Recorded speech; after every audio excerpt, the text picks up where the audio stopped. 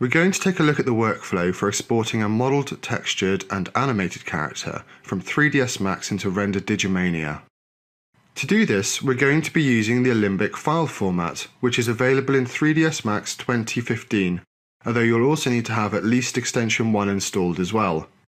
Let's get started. The first thing that we're going to do is select our geometry.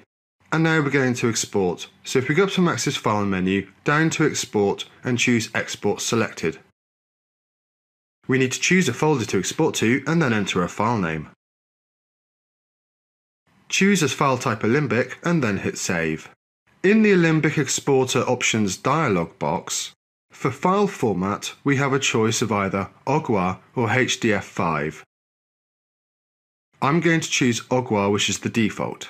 It's an Alembic format suitable for multi-threading, and file sizes can also be smaller than the HDF5 format. The cache time range group defines how we'll save animation in the Alembic file.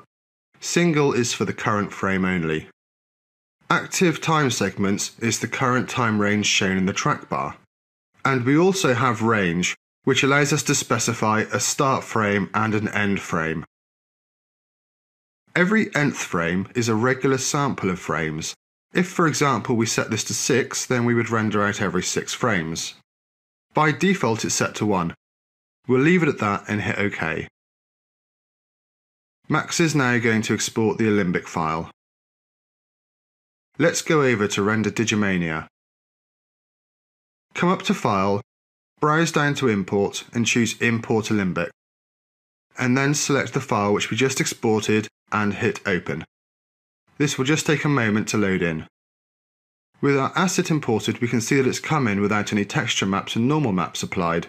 You'll find a video tutorial on the RenderDM website and YouTube channel which will explain how to apply texture maps and normal maps. If we hit play, we'll see that we have all of our animation data. Because Alembic files tend to be very large, the scene file only contains a reference to the Alembic mesh, and is just read into memory when the scene is updated.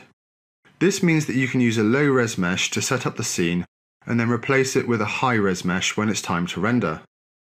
If the file name hasn't changed, then a new version will be loaded automatically when the scene file is loaded.